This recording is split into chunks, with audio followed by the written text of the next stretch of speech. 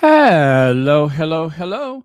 Welcome to Royal Sussex Live. Welcome, one and all. Thank you so much for being here. Connie Bomber! Hey, Connie Bomber. And everybody else? All right, let me take this away. And spoke too soon. Spoke way too soon. It is Black History Month here in the United States.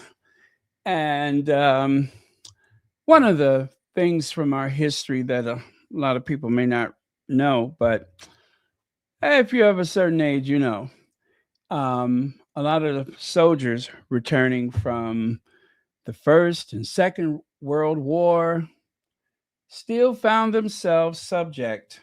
Oh, and even the Korean War. Yeah, I think the Korean War too. Still found themselves subject to riding on the back of the bus, or, of course, in the South and even some other places. I think there was even one in Indiana that was a famous case that was uh, mentioned on the Oprah Winfrey Show. Um, lynchings, lynchings across the United States. Ida B. Wells was trying to get the government to pass a law against lynching. The famous singer Billie Holiday even penned a song called "Strange Fruit" about lynching. So it it was something that was is still a stain on this country, and oddly enough, shocking, it's still happening. It's still happening. The police are writing it off as self harm, but it's still happening. But this soldier, that's what he would have faced returning to the United States. Um, this illustration is to remind us of the sacrifice, sacrificing for freedom, for the country, and then sacrificing their own civil rights for the country. Um, very sad, very sad. But we study history, so hopefully we don't repeat history. But a lot of soldiers, they come back, they thought, I fought for this country and things are going to change. It wasn't until Harry S. Truman that they actually desegregated the military. Until that time, it was segregated. But to get black votes back in the 1940s, he agreed to desegregate the military. He went to church leaders, civic leaders, and such. And the reason why it caught so many people by surprise is because, well, the mainstream media, they just did not count black votes. They didn't think it was necessary. And yes, it was difficult for some people to vote back in those days with poll taxes and such, but that is how Harry Truman actually won the office of president, as opposed to, assuming the office when Franklin Roosevelt died. So, yeah, this soldier represents a lot. My father was a soldier back in those days, World War II. So, let us not forget. All right. Great news, great news, great news. Meet the newest doctor, PhD doctor. Um, I tell you what, let me do it this way. Let me do it this way. I'm going to remind you all about this young lady from the Diana Awards. Okay, let me get that set up. Some of you all might remember her, some, probably most, maybe not, but here goes.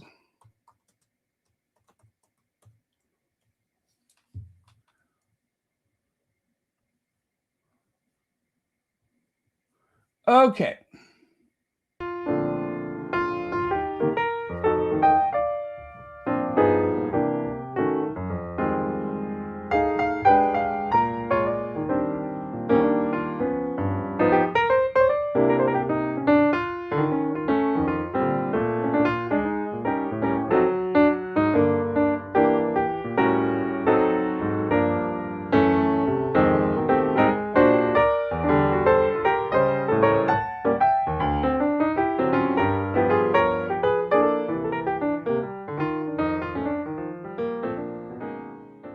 I also have a very special guest sitting next to me, a strong advocate for young people driving change. Please welcome Prince Harry, the Duke of Sussex. Thank you, V, for the very warm welcome. It's a pleasure to be here today celebrating the incredible achievements of young people who embody the spirit of the Diana Award. V, I'm especially honoured to have the chance to speak with you again. Your dedication to equality and justice has inspired many, including myself. Thank you. The feeling truly is mutual. Changing the world must be a collective global effort with everyone playing their role and utilising the platforms that they have. Well, sometimes it's easy to question one's ability to make a difference, and your point about change for the better as a collective force is so important. When someone steps up to be of service, they automatically join this collective. No one is ever a conduit for change alone. Each one of us has the ability to help create a more equitable world, and the brilliant award recipients we're honouring today are proof of that. They exemplify the notion that when we use our voices, change really can happen. And I completely agree that the world is a challenging place to navigate, but my strength comes from knowing that my voice can change things for the better, a strength shared with all the award recipients being recognised today. Absolutely, Evie. Your voice is a powerful voice. As we come together, I'm reminded of the profound belief that my mother held in the transformative power of young people. She recognised their unique ability to challenge the status quo and push for a more inclusive and compassionate society. Her legacy continues to inspire and serve as an example of how to navigate the complexities of our world today. And so many of the numerous challenges that we face disproportionately affect young people and, of course, their futures. And whether it's climate change, mental well-being, or systemic injustices, the obstacles can sometimes seem overwhelming. But what gives me hope is the collective power we possess when we work together, the strength in diversity of voices and perspectives that encompass it. And you're absolutely right. Thank you for all that you do to help elevate our voices and champion our work. Earlier this month, Prince Harry and Diana Award Chief Executive Team. All right. Young people have efforts to create a more equitable and inclusive world. That's just, I wanted to show that little part of it, but this is a video that I made some time ago, so I'm just kind of skipping through it. But what a bubbly personality that she has. Anyway, she has become a doctor. Yes. See there? I did it. I am now a doctor of education. Last night, I passed my PhD defense. I am beyond my ancestors' wildest dreams, and I cannot wait to use this degree for the good and make change to the systems that have kept our young women from reaching their highest potential. Watch out, world. There's a new doctor in town. Yours truly, Dr. V. Dr. V.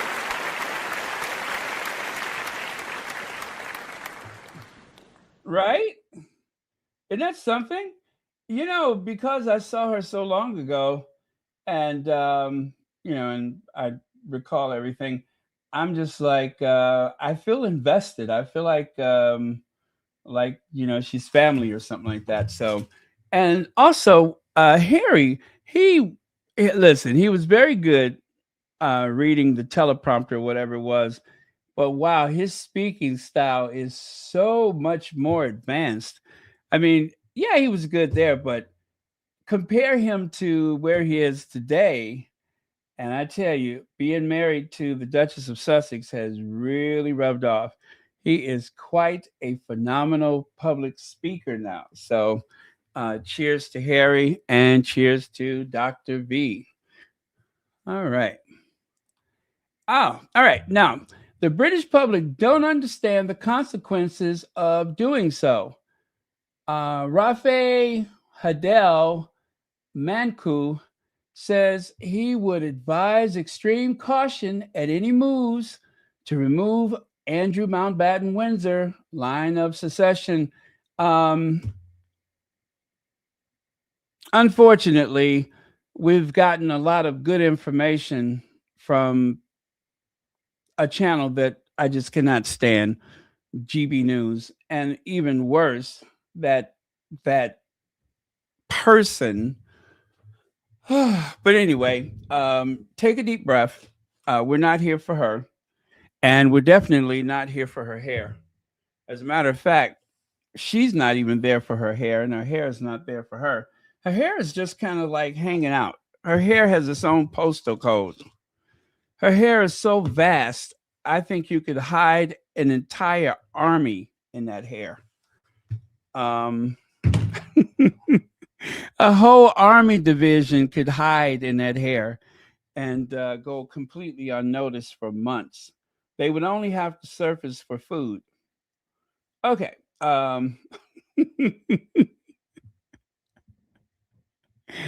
that that hair has its own ecosystem. You know what I'm saying? When they went to the tropical rainforest down there in Brazil, they didn't bother. All they had to do was just go across town to the studio. Go across town to the studios of GB News, and they could have easily have cut back some of those flora and fauna and had their meeting right there in her wig. Okay, let me get this going for you. Chris Nope, makes that's not it. So why didn't the Royals do this ages ago, even if it required legislation? Well, it's not up to the royal family to do this. This is an issue that only parliaments can decide. And actually, I would advise extreme caution here. Even just a few months ago, the Labour government was not in favour of doing away with Andrew's position in the line of succession. The public mood has shifted on this issue, and now an overwhelming majority think it's a good idea. But I would say that actually, unfortunately, the British public don't understand the consequences of doing so, because the British government cannot unilaterally change the line of succession. We have the world's only transnational monarch. So to change the line of succession requires the consent of all 14 other realms around the world. That would require places like Canada, Australia, New Zealand to pass their own acts in Parliament, and that would require other smaller nations, say in the Caribbean, to have some formal consent where the government consents to that. And that opens up a whole Pandora's box of potential conflict and unforeseen circumstances. It's going to reignite the Republican debate around the Commonwealth. You're going to have Republicans trying to seize on this moment where they're debating the line of succession to say, why don't we just do away with the monarchy altogether? And you have to have unanimity. Any state can now veto the line of succession change. So you know how big the reparations for slavery and colonialism is in the Caribbean. It would just take one Caribbean nation to say, we're not going to agree to this until Britain pays reparations for slavery, for example. The fact is, when you're eighth in line to the throne, you're never going to get close to the throne. Yet you have Lib Dems like Edward Davey and others saying, oh, he's only a heartbeat away. Well, no, he's 7 heartbeats away from the throne. He may as well be 1,000th in line to the throne. He's far older than the other 7 who are ahead of him in the line of succession. It's not an issue. There are other things you could do. You can formally strip him of his titles of Duke of York. He's also an Earl and a Baron. He still is legally a Duke. Parliament can do that. That will be a much better way to actually use Parliament's time rather than dealing in such delicate international constitutional issues.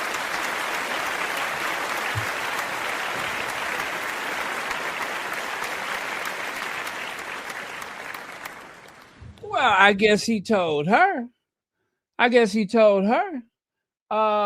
There you go. So all of this talk about the titles, listen to what this very scholarly looking gentleman has to say. Anybody who can pull off that bow tie, you know what I'm saying? If he can get away with wearing that bow tie, he probably know what he's talking about.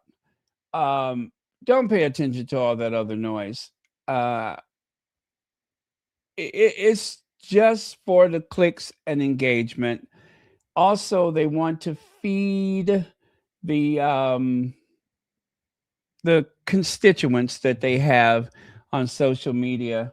But that's about it. Williams, the idea Williams going to come charging in there and doing all these things.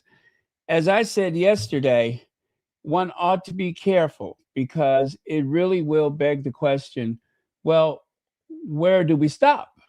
Where do we stop? I mean, anybody you have a bone to pick, that is, unless they just don't care about the Commonwealth. But the sovereign is sovereign to several realms outside of the British Isles. It's a lot like passing a constitutional amendment here in the United States. 2/3 of the state legislatures has to pass a constitutional amendment. So for each state, there has to be a majority vote in each of the 50 states. The legislation in 50 states, it is a very high threshold. So whenever you hear a constitutional amendment, it's nothing that you take lightly. And because the United Kingdom is a constitutional monarchy, it's nothing that one ought to take lightly. Either you have a constitutional monarchy or you do not. You cannot have it both ways. The idea of removing titles is not to settle a score. And for William, that's all it's about, is settling a score. You've abandoned me, you abandoned me, and you abandoned me. And now I want to get even. That's not the way it's supposed to be used.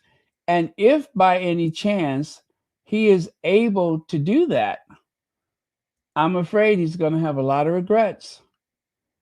It will be a heyday for the Republican movement. And today, the Republican movement, there's just a minority of very vocal people, but they've also been signing people up, and they have been actively seeking new memberships. And as this global economy sours, there's going to be a lot of questions about all of these big homes and these duchies that they use like an ATM. It's not just so cut and dry. And it never has been.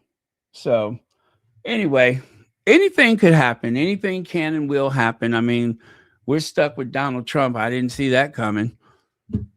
Oh, man. So there you have it. Now, Sarah Ferguson checked herself into the world's most expensive wellness clinic after details about her close friendship with Jeffrey Epstein ruined her. Fergie secretly took refuge in the world's renowned 13,000-pound a day Paracelsus Recovery Clinic in Zurich, Switzerland, over a month ago. Really? A Swiss source told the Daily Mail Sarah left for Zurich just after Christmas and stayed until the end of January. She's always feels at home at Paracelsus and knows she'll get love and attention there. That's how she got in trouble. As well as expert health treatment when she's feeling, well, anyway, it cuts off. Does she get the, you know what? I am not going to be tacky right now. Never mind.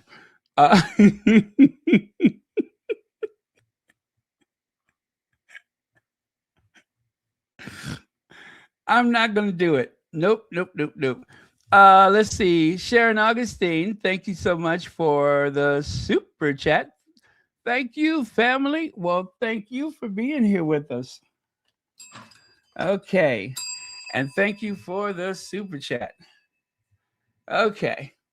Yes, I'm not going to say anything that tacky.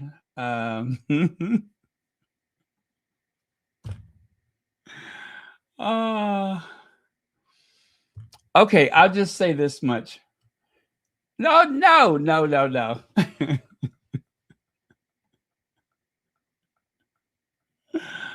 uh, no, no, no, no. Over it, over it.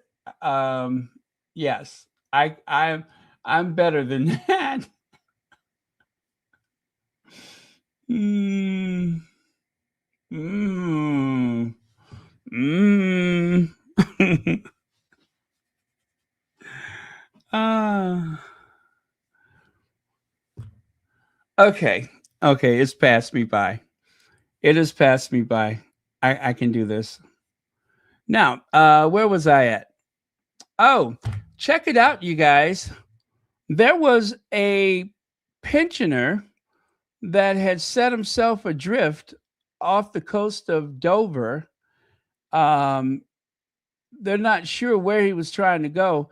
Some people said he did seem rather pensive and shaky, but anyway, they managed to drag his dinghy back to Dover, and from there was a Range Rover that picked him up and drove him off into the night. So, um, not sure, not sure who that is, but well, he definitely looks familiar. But with those rather normal looking clothes on, I mean, he looks like he just left the pound store.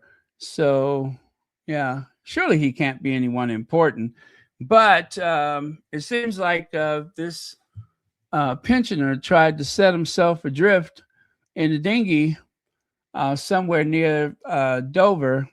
But as I said, he was brought back, and they're not sure what happened to him. So anyway, if I hear any updates, I'll let you know. Now, Prince William and Kate face pressure to restore royal family's reputation after Andrew's arrest. You know what, guys? Somebody at the Mirror has it in for Kate. Somebody has it in for Kate. I don't know what the problem is, but they have it in for Kate. There is no way that that picture should have made it to the public, and yet it did. Now, as you can see, the using whatever focus, she's just a mite blurry. However, given the lighting conditions, is pretty obvious that there is some scar tissue above and behind, or should I say, mostly above her left eye. That is the one that people have been asking about. How long has that been there? Was it there prior to that 172 days when we didn't see her? We don't know. Um, the it's hard. You know what? I can't say we don't know. This looks brand new. This, well, not brand new, but it looks recent.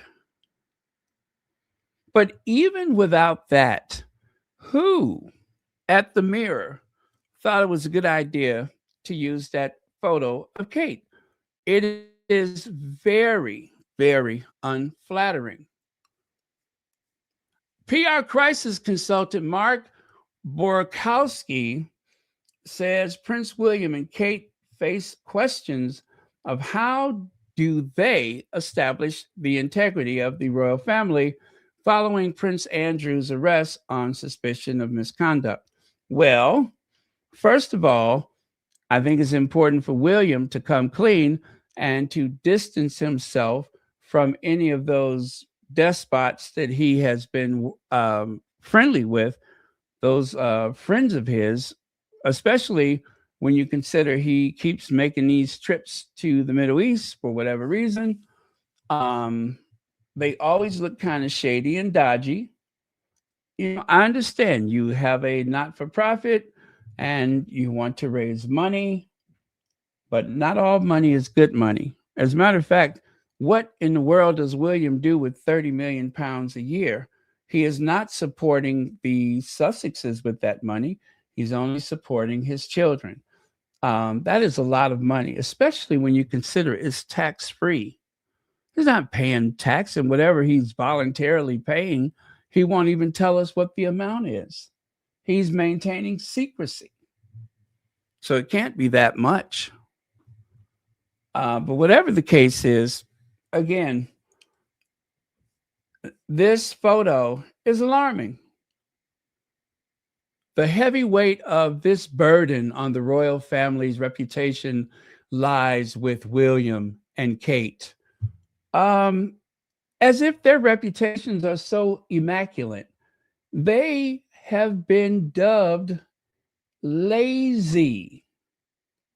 Everyone knows them to be lazy.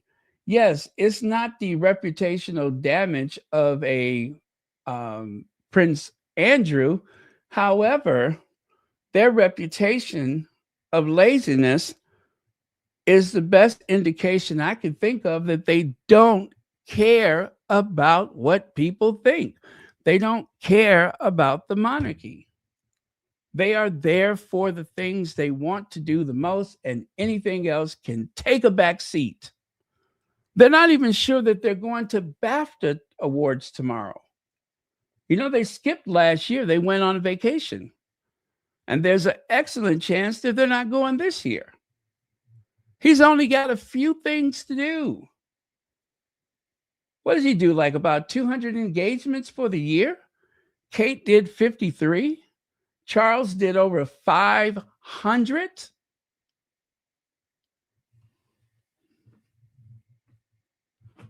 Maybe they deserve unflattering photos, and he doesn't look much better himself. But I think this is deliberate. I think the Mirror, among other news agencies, are sending a message to Kensington Palace. Straighten up and fly right.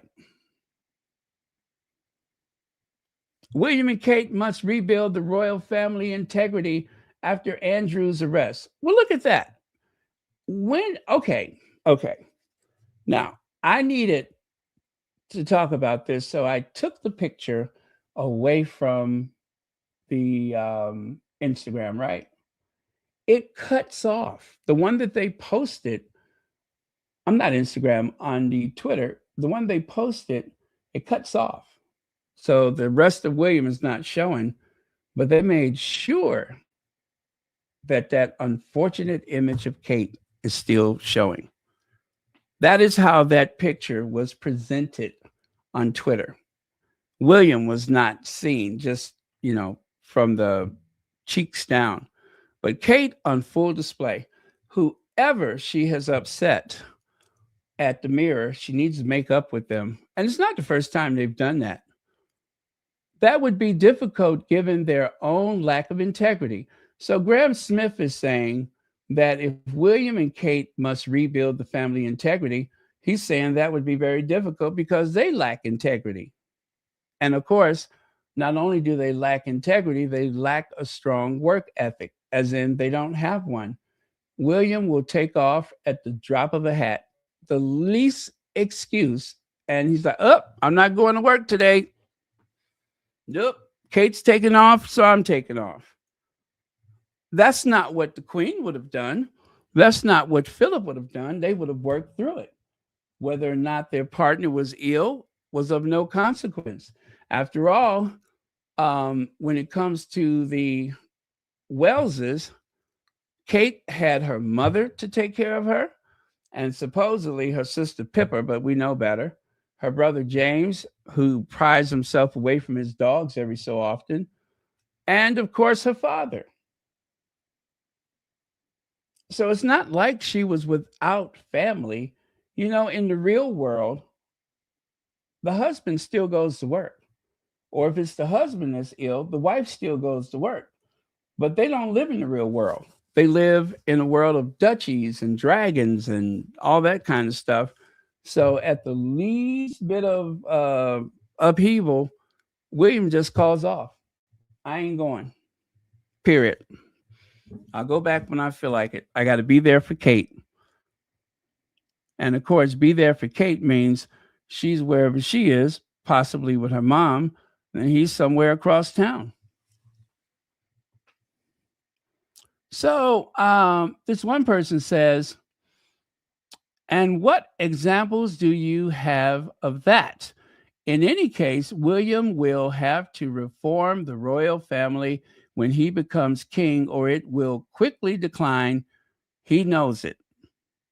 Graham Smith replies, laziness, tax avoidance, accepting profits from the duchy that isn't his, demanding secrecy and deference. So those are the things that Graham Smith has listed as reasons why this idea that those two are going to help reform and redo and elevate the monarchy, that's not likely to happen. They're part of the problem. How they're going to fix something and they're part of the problem. And Dr. Monica Doberstein says, absolutely, William has already managed two crises extremely poorly. He caused the, I hate to use the word, Mexit, and he lost his own credibility during Kate's disappearance. And in this crisis, the two actions, a statement expressing concern for the victims and a BBC interview about his own mental health, that's how he's managing the family? Talking about himself? While there's victims out there who have not been addressed. So if that is William's idea of managing the family, the last thing he ought to be worried about are the Sussex's title or titles. That's the last thing he should worry about. The crisis manager is doing a disservice with those two. Not that I care. I mean, keep it coming. Run it into the ground. Run it into the ground. Drive it until the tires are gone and you're just spinning the rims with sparks and everything else. Keep it moving. I like it like that. Can of soda.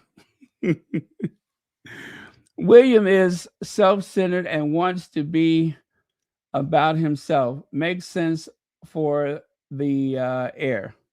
Well, thank you very much, Can of soda.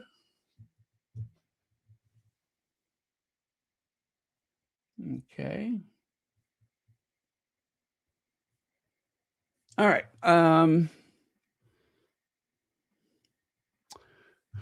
The shocking truth. Princess Kate's secret surgery, the shocking truth, and palace cover-up. Rushed to emergency room. Was angry William to blame? Divorce rumors explode again. Well, this is from January of this year. Dr. Doberstein said that William did not manage that whole thing with Kate's disappearance well at all. It was all over the place. And that was as close as I think we will probably get for a long time. That's as close as we're going to get of the tabloid media, you know, telling the truth about that family. And there were even rumors within the tabloid media. They didn't share it with us, of course, but there were rumors about where Kate was and what happened to her. I'll never forget when Celibici, by the way, Celibici posted a video last night. I will never forget when they were signing off and one of them said, I hope he hasn't done anything to her. We just didn't know. If you are a good steward of the family,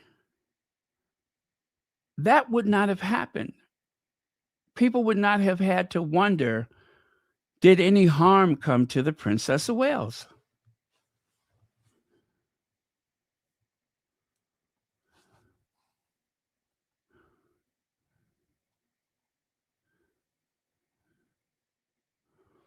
Oh, pretending he's in charge. The royal family's secrets are slowly being exposed. Maybe the royal family will stop ripping off UK taxpayers.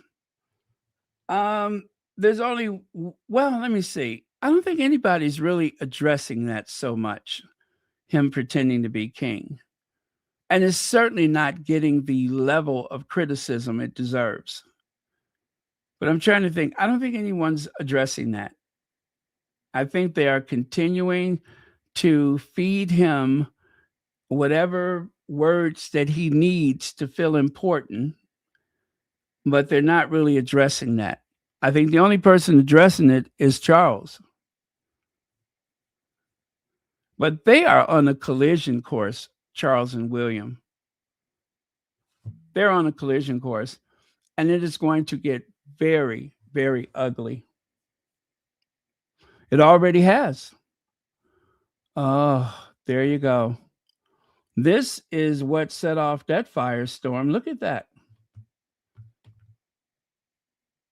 You see, the truth came out in the light, and people were wondering what exactly happened. Is that why she was away for 172 days? That's how long it had been before there was a real confirmed sighting, and that was at Troop in the Colors. But that other crap, none of that was real.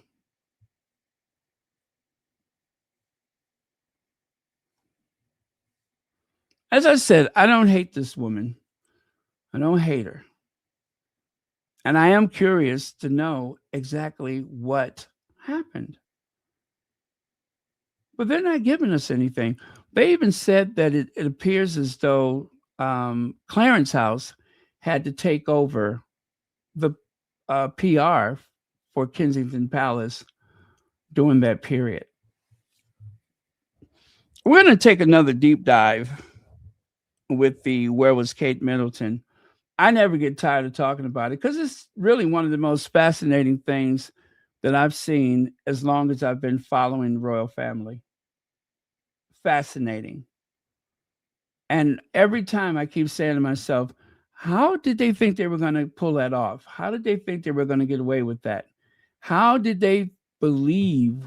Why did they believe that people would not ask questions? I mean, it seems like whatever it was, they've gotten away with it. I don't think so. I think that, or at least maybe it's hopeful thinking or hopeful wishing that eventually we're going to learn something more about it. It won't be anything that we can confirm, but it's going to be a trusted voice that says, no, this is what happened. Maybe. I hope so.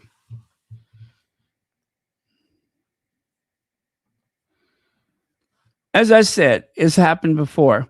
Back in 2022, the Mirror. Look at that photo of Kate. Back in 2021, the Mirror. Look at that photo of Kate. This is the one, actually the 2022. That was when Queen Elizabeth, she died that year. And in 2021, she didn't show up because she was too ill. And I remember a lot of people criticized not only the Mirror, but several of the tabloids across the UK for these very bad images of Kate Middleton. Very bad. So I think that she's not really protected in the way that they assumed that she would be. From time to time, this is the kind of stuff that they expose. Usually she is airbrushed. Maybe they just can't do that one. But I was shocked when I saw that more recent image. I was shocked when I saw it. Super sticker. Thank you very much. Is it Adri? Thank you very much for the super sticker. Now, what's in the small print there? Let me see here. Let me focus these baby boomer bloodshot eyes of mine. What is it with the terrible photo of Princess of Wales? Now, mind you, this is from, oh gosh, what year was that one? That one is from 2022. Monday's front page, last chance to save our NHS. Tomorrow's paper today. The Mirror didn't even say anything. They just glossed over Kate. And that Karen Arms, remember her? She's like, what's with that picture? And then look at Scamantha. Yes, that is Sammy up there. She says, I think the Mirror is on my sister's paid PR list. What are they doing? Photoshopping a picture of Princess Catherine to look so horrible? Kensington Royal, shame on them.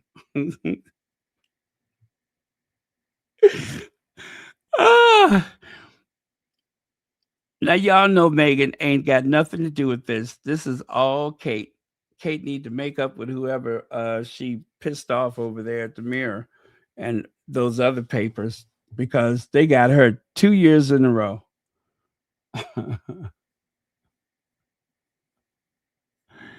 With her mouth askew. I think the Celibici said that she had a face like thunder and her mouth askew. That was the words of Celibici.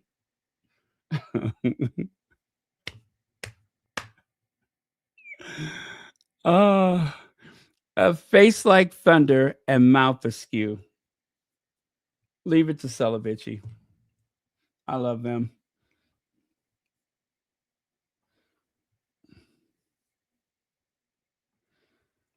And then, of course, as I was going through my archives, I could not resist. I had to show you this.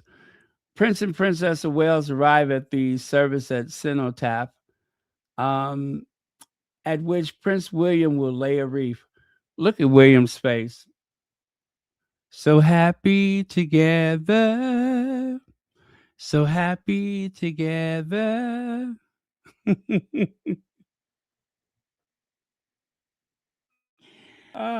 His eyes say, help, help, help. Oh, man. What has become of your life, William? Is this the life you thought you would have at this point? I want to know.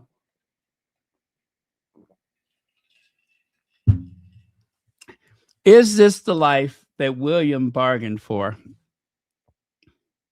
Time will tell. Connie Balmer, thank you so much for the super stickers and for being a moderator and for 40 months membership. That is outstanding. Thank you very much for that. 40 months membership. Remember, memberships to Royal Sussex are a bargain at just $4.99 per person per month. That's per person. Just like they used to say on that holiday commercial, per person. For a family of 4, that's £50 per person, a savings of £200 per family. Per. Oh boy, I got to stop doing that.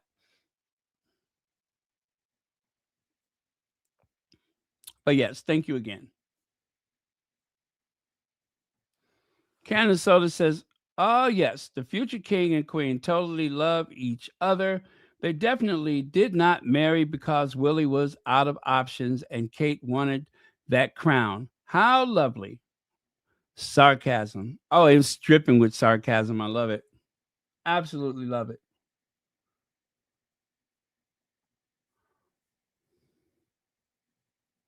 Now, I have another brother, James O'Brien. Let me get that set up for you.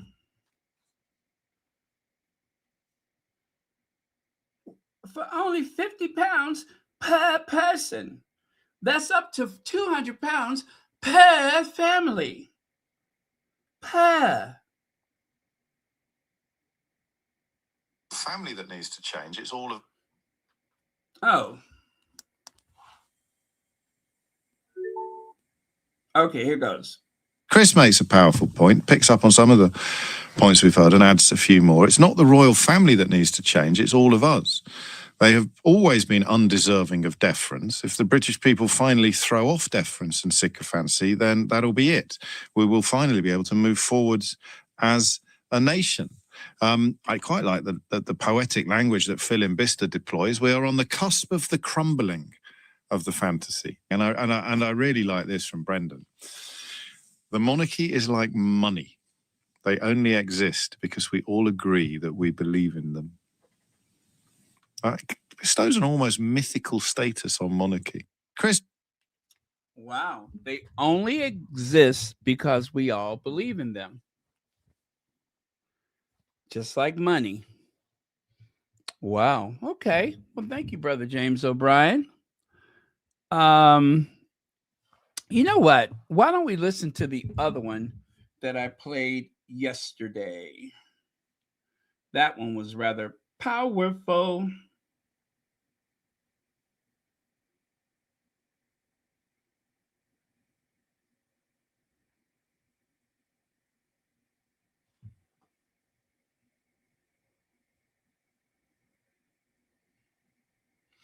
Okay, it's buffering.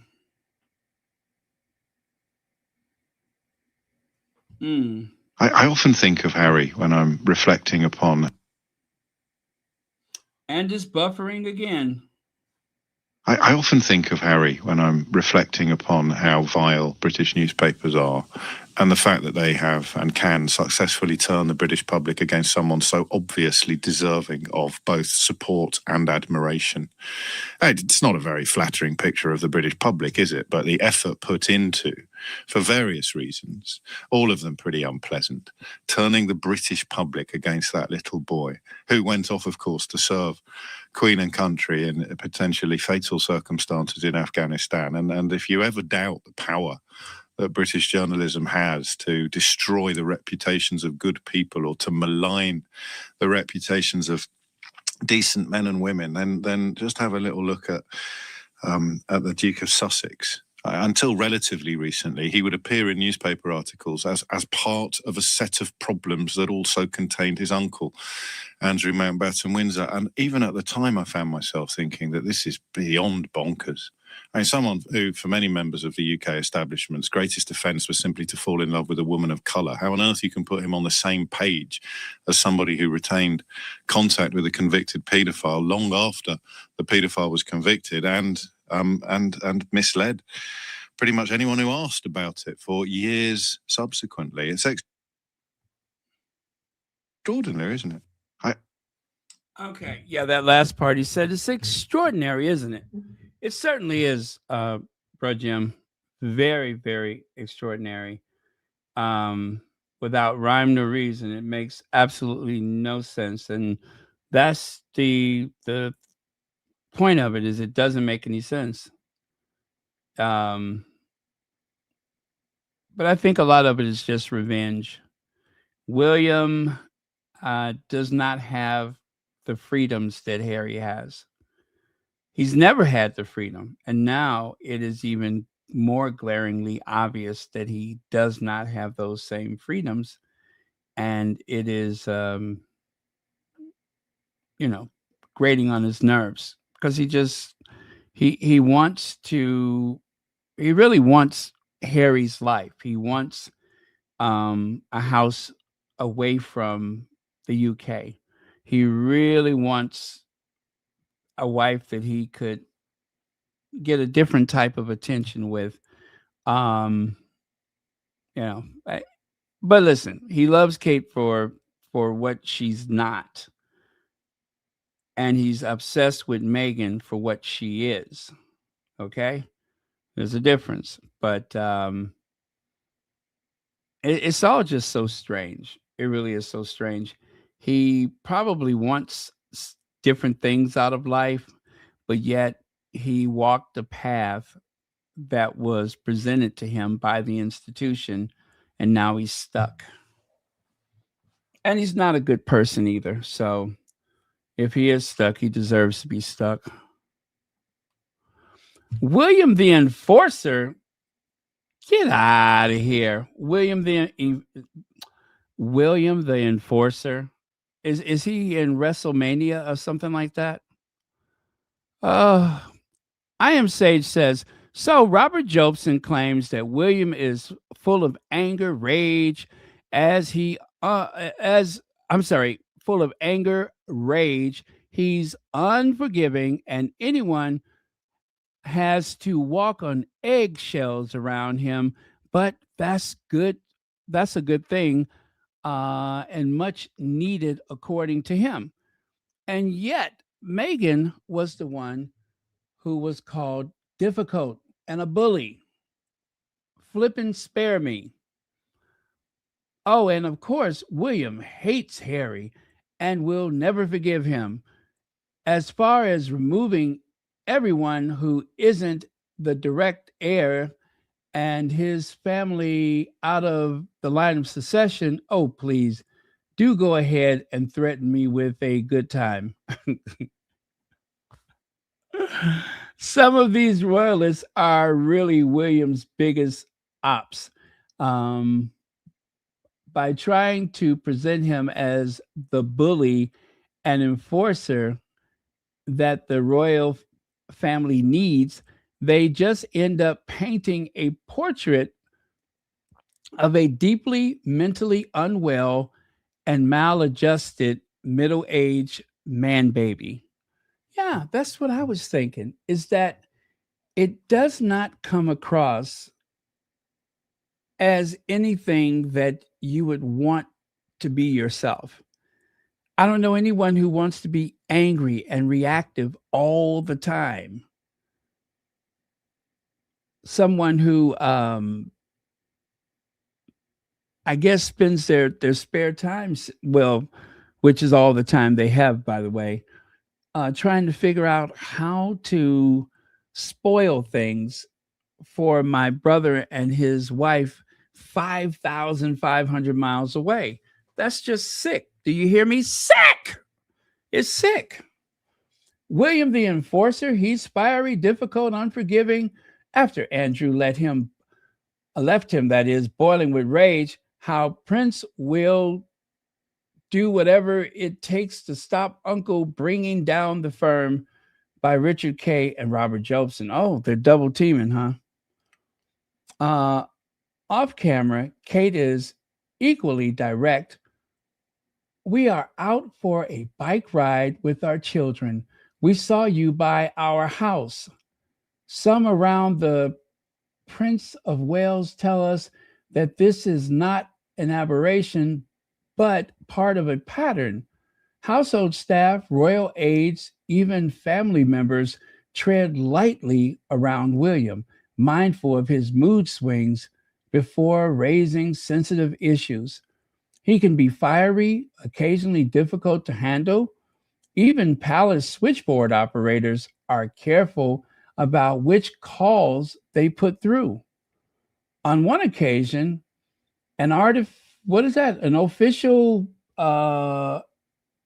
acting on the king's orders was instructed. I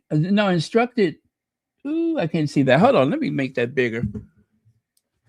Instructed to obtain William's written acknowledgement of the security risk of flying his entire family in one helicopter. William point blank refused. His colorfully worded reply was said to have been reported directly back to the king. Now, I thought they first confronted him about that during the time when the queen was on the throne, and that the queen ordered him not to fly the entire family on one helicopter. But yeah, he used to do that. Which, I mean, it's a helicopter. You know what I'm saying? And anything can happen with a helicopter, with a plane, or whatever. And there would have been a constitutional crisis. And I'm going to tell you why. Because they would have to turn to Harry had something gone terribly wrong. And if Harry refused, guess what happens next? Andrew, the sick old man, would have been called, even if it was just for the sake of a regency. It would be putting the fox in the hen house. It would have been a disaster.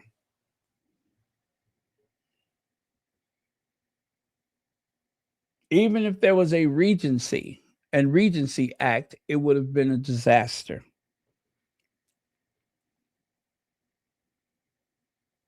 So let's just hope it never comes to that.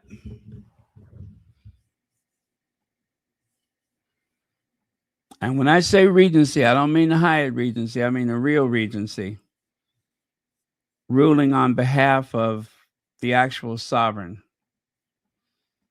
Not only would Andrew be removed and his daughters, Beatrice and Eugenie, but so would Prince Harry.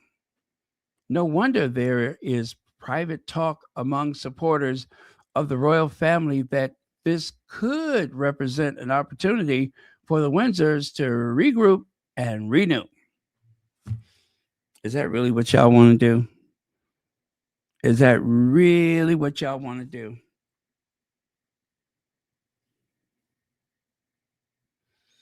I say best leave it alone, but they didn't ask me for my opinion.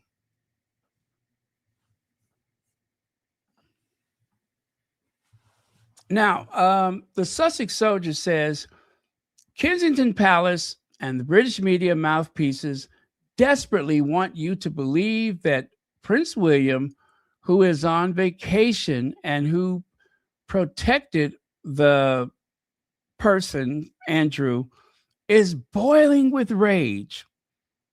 They are going to great lengths to separate the guy who was worried about his uncle's mental health from that monster of an uncle.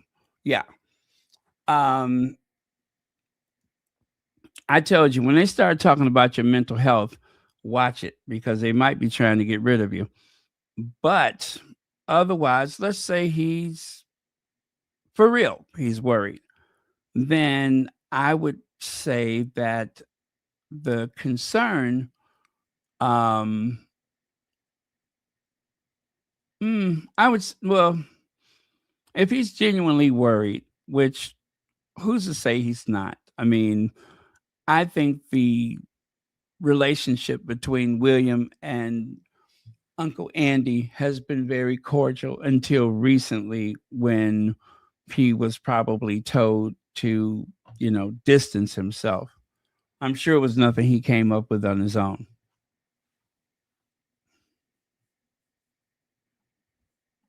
Now, Amanda Platel, no one seems to dare say it, but William is the monarchy's next big problem. So I did mention this the other day, but what I did not include was what you see here on the right side. William and Kate do pitifully few royal appearances, claiming they prioritize the impact of royal engagements over the volume. But that won't wash. Do a few engagements with a high impact. That means that they are going to record it with their camera crew, and then they're going to post it on video.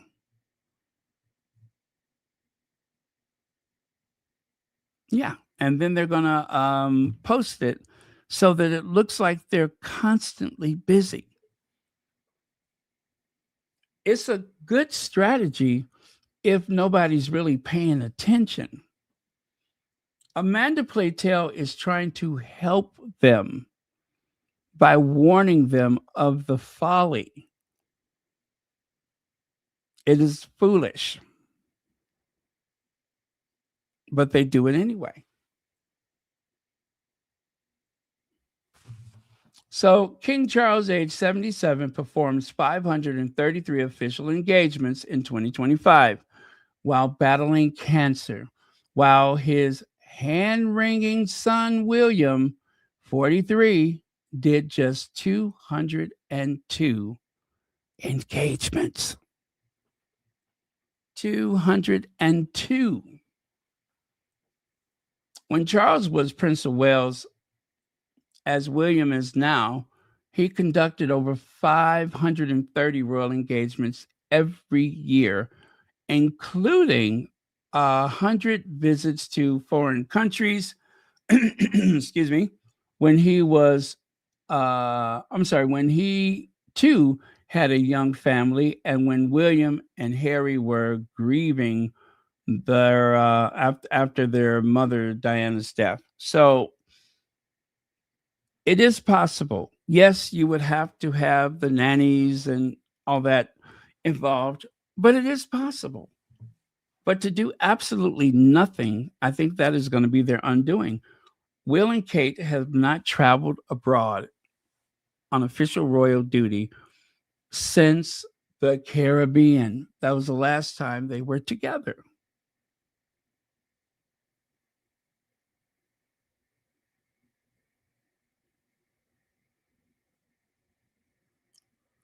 Okay, so this is where you'll most likely find those people just hiding out, wondering if the coast is clear. Hiding out and wondering if the coast is clear, because they don't seem to be very organized. And if they are speaking through some back channel, I can't help but think it's the back channel is code for rubbish bin. And it is absolutely rubbish. Let's see here. William boils with rage when they run out of pulled pork at his fourth home. Yes, the pulled pork sandwich is very important to him. Hey, YM Droid, long time no see. He needs a timeout, a nap, and real food. Yeah, his affection for the pulled pork sandwich has obviously gotten him in trouble before. But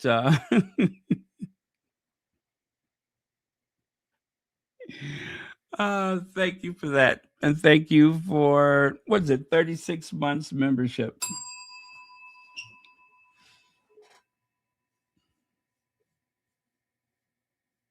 Okay. Oh, there we go. Oh no, that's not what I'm trying to do. I'm trying to do this. There we go.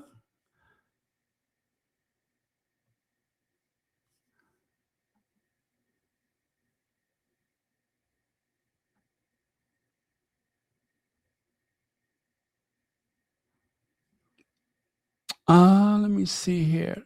Oh, what is going on with his face? I mean, what is going on with his face there? I thought that was hilarious. Now, William spends hours trawling online forums where he posts under fake names. What do you suggest some of his fake names are? Anybody?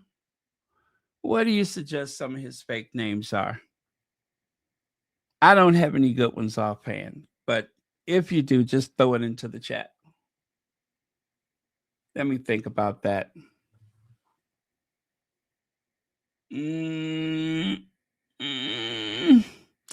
I would think it would be something that compliments him, although it's likely very ironic. Oh, I don't know.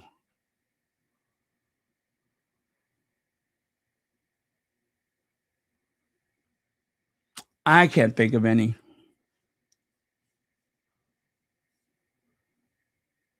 Hey, Anastasia. Now, the hunting of Andrew Mountbatten-Windsor has gone too far.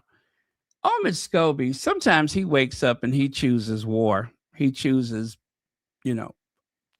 to to at least be as sarcastic as possible. He says, in case you needed proof, we are living in hell.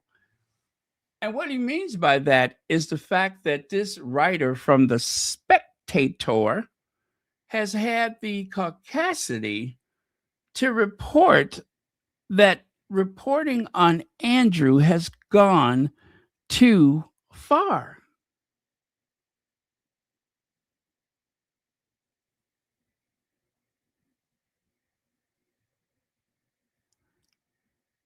Imagine that. The reporting on Andrew Mountbatten-Windsor has gone too far. Considering all of the things that he has been accused of, I don't think it's gone far enough. Although I am rather grossed out by it, especially that one video, not video, but those photos I told you that was so disturbing to me. I don't ever want to see those again. I wonder if they ever identified that person. Either way, it was gross. Gross. Now, little timeline. She said, he said, claims made by Virginia Roberts and what Prince Andrew said during his interview. She says he sweated a lot.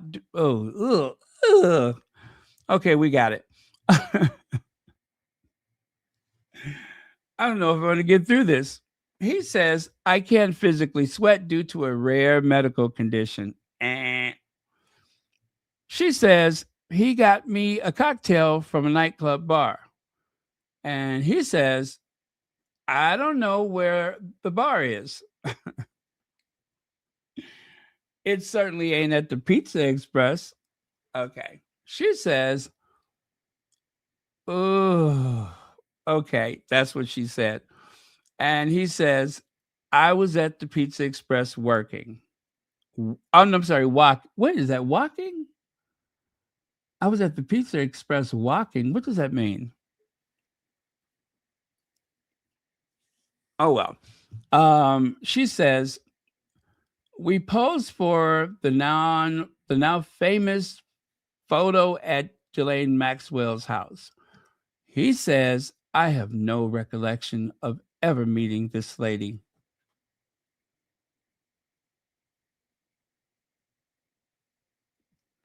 The one thing that that was missing from the entire interview was he just did not make any comments about the victims, whatever happened to them.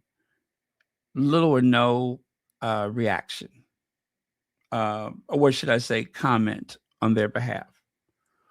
The only thing he could think of to say is, I didn't meet her, I don't know her, that kind of thing. Not a good answer when you're accused of something like that. Now, to be a fly on the wall in the Daily Mail newsroom as they furiously brainstorm how to blame it all on Meghan. Well, I saw that and I was wondering what kind of person said that. Is he Sussex friendly or not? Not 100% certain, but what he is an independent journalist, previously at Al Jazeera, editor and executive producer, Reuters correspondent in Africa and Middle East, newsletter, et cetera, et cetera. So I think he might be coming from the right place. But I think just about everybody would love to have been the fly on the wall just to get a good, I guess, eyewitness account as to how they proceeded in the royal household.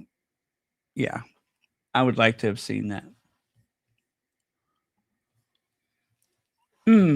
Both of their kids were arrested today. Both of their kids were arrested today. Lizzie's second oldest son, right? Yeah. And of course, for Mugabe, his son of the late Zimbabwean President Robert Mugabe, has been arrested following a shooting at a Hyde Park residence in Johannesburg. Oh, they have a Hyde Park there too. Nice. Yeah, isn't that something? Both deceased parents who have gone to their glory, their sons were arrested on the same day. I guess it's not related.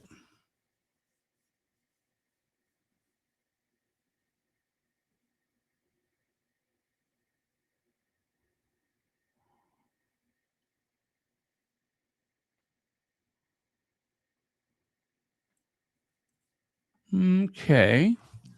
Now, William, your subjects want one thing from you. It's time to stop being so obvious and just do it.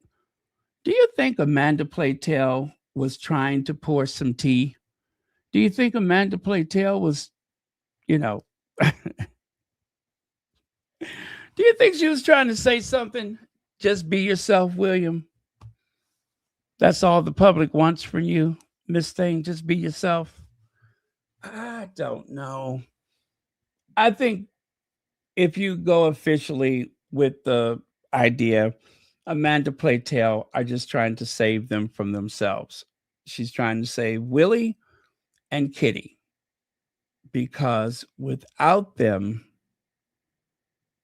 the monarchy is going to be a disaster. So she's just trying to get them to be more visible and, more available. That is going to be their problem in the future if they're not careful. Is, as the Queen Elizabeth used to say, I must be seen to be believed. So if they can conquer that, they'll do okay. However, William is going to be a terrible king, and no one is excited to see him ascend the throne. No one.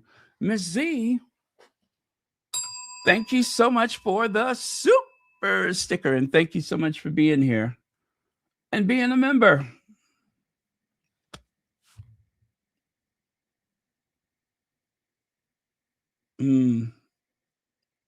Yeah, stop making it obvious. I guess that's it. That's the overlying thing. Oh, full-time equivalent of Kate's engagements add up to a couple of weeks a year. According to Graham Smith, Kate does a whopping 2 weeks worth of work in a year's time. 2 weeks worth of work. For all of the complaining and, she has her good days and bad days. She only works 2 weeks out of the year. That is, if you turned her work into 8-hour days, right?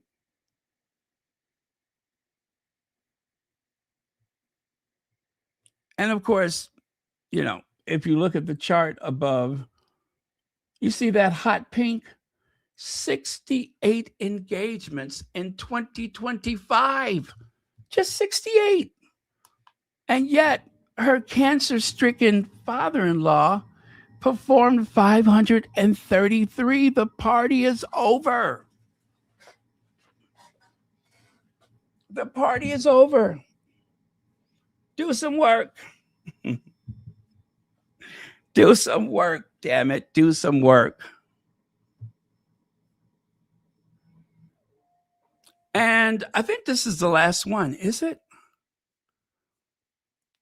Yes, it is. Wanted for pretending to work. Workshy Willie. That is from Republic. You may know that from Graham Anderson. And also, he has been dubbed Scooter King because of his propensity for riding scooters. Willie loves to take a good ride on a scooter.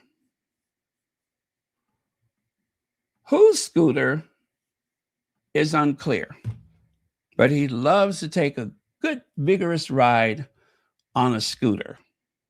Is that code? I don't know.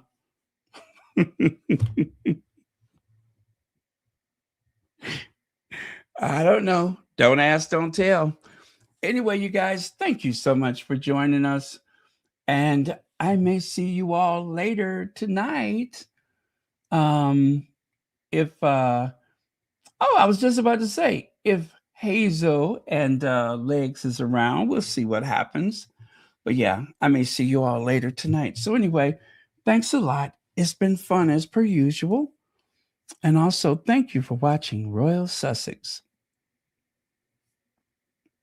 Were you guys here earlier and I could not log out? This thing would not let me log out. It was the darndest thing. Thank you, Cookies and Cream.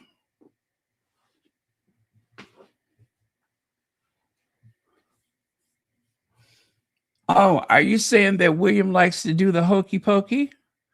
You put your, oh, Joyce Anderson, you're bad. It wasn't until I started singing the song, I'm like, ooh, oh, that's bad. But that's what it's all about. Hokey pokey.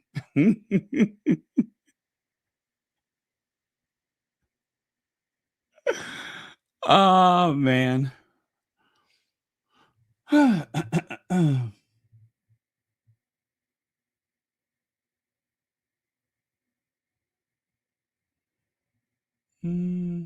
Okay. Okay, cheers. See you guys.